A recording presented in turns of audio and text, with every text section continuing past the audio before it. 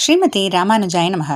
நாராயணம் நமஸ்கிருத்ய நரஞ் சைவ நரோத்தமம் தேவீம் சரஸ்வதீம் வியாசம் ததோ ஜெயமுதீரயேத்.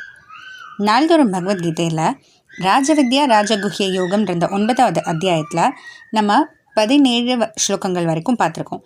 இதில் 16வது ஸ்லோகத்துலேருந்து பகவான் அவர் ஒருவராக இருந்தாலும் எப்படி பலவாறாக இருக்கார், அதாவது எல்லாத்துலேயும் இருக்கார், எல்லாத்துக்குள்ளேயும் அந்தராத்மாவாக இருக்கார் அப்படின்றத சொல்லிட்டு வர்றாரு. அதில் பார்த்திங்கன்னா யாகத்தில் எல்லாமாவே அவரே இருக்கார், ஹவிஸாக இருக்கார், அந்த அக்னியாக இருக்கார், யாகமாகவே இருக்காருன்னெலாம் பார்த்தோம்.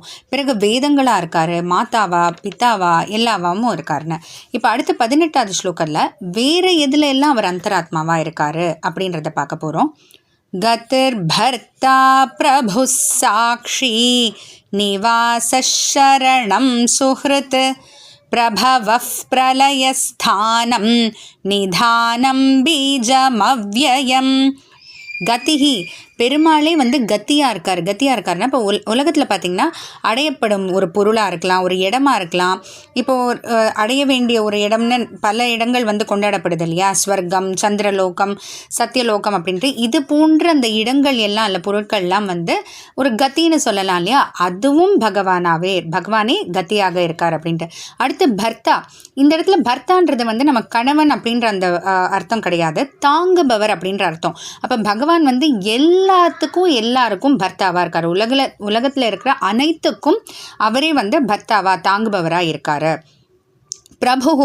பிரபுன்னா உலகத்தில் இருக்கிறவங்கள நியமிப்பவராக இருக்கார். அது மட்டும் இல்லை, உலகத்தில் நியமிப்பவர்களாக சில பேர் இருக்காங்க இல்லையா, அவங்களுக்கு அந்தராத்மாவும் இருக்கார். இப்போ பார்த்தீங்கன்னா ராஜா பல பேரை நியமிக்கிறார். அப்போ அந்த ராஜாக்குள்ளே அந்தராத்மாவாக இருக்கார். இப்போ ஒரு குடும்ப தலைவர்னு இருந்தால் அவர் அந்த குடும்பத்தை நியமிக்கிறார். அப்போ அந்த குடும்ப தலைவருக்கு அந்தராத்மாவாக இருக்கார். இல்லை ஒரு இந்திரன் அப்படின்னு பார்த்தீங்கன்னா இந்திரனுக்கு அந்தராத்மாவாக, இது போல். அடுத்து சாட்சி. இப்போ உலகத்தில் பல சமயங்களில் நம்ம என்ன நினைக்கிறோம், நம்ம ஏதாச்சும் யாருக்குமே தெரியாமல் செய்கிறோம் அப்படின்னு நினைக்கிறோம் இல்லையா. ஆனால் சாட்சி இல்லாமல் நம்ம யாராலையும் எதுவுமே செய்ய முடியாதுங்க. ஏன்னா நம்ம சுற்றி இருக்கக்கூடிய பல விஷயங்கள் சாட்சியாக இருக்குது நம்ம செய்கிறதுக்கு.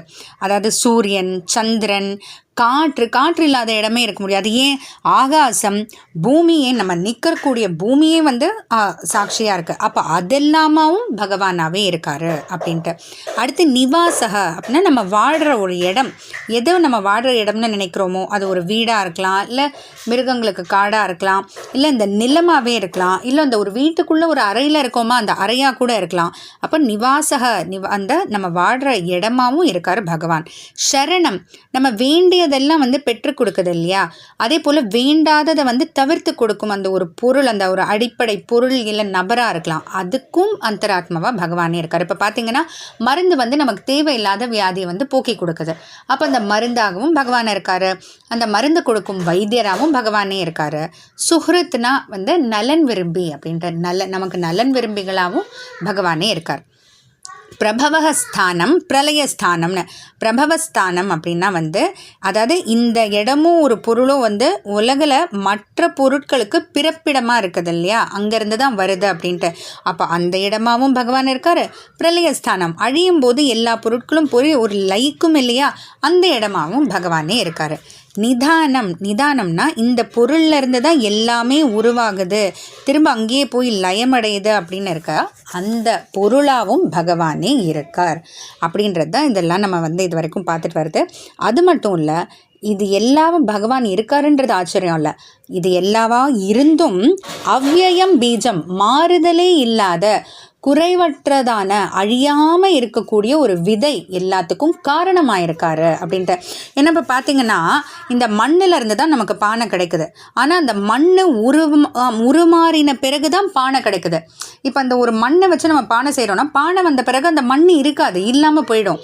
அப்போ பகவான்கிட்ட இருந்து தான் எல்லாமே வருது அப்படின்னா, அப்போ இந்த உலகம் எல்லாமே படைத்த பிறகு அப்போ பகவான் இல்லாமல் போயிடுவாருன்னு கேட்டால் கிடையாது, பகவானே இருக்காருன்றது மட்டும் இல்லை, மாறுதல் அடையாம அப்படியே இருக்காரு, குறைவற்றதாக அப்படியே இருக்காரு. அதுதான் பகவானுடைய சிறப்பு, அதுதான் அவ்யயம் பீஜம். அதனால் உலகம் எல்லாம் படைக்கப்பட்ட பிறகும், உலகத்தில் உள்ள அனைத்தும் படைக்கப்பட்ட பிறகும் பகவான் இருக்கிறார், மாறுதலே இல்லாமல் அப்படியே இருக்காருன்றது தான் பகவானுடைய பெருமை. தொடர்ந்து பார்க்கலாம். ஜெய் ஸ்ரீ கிருஷ்ணா.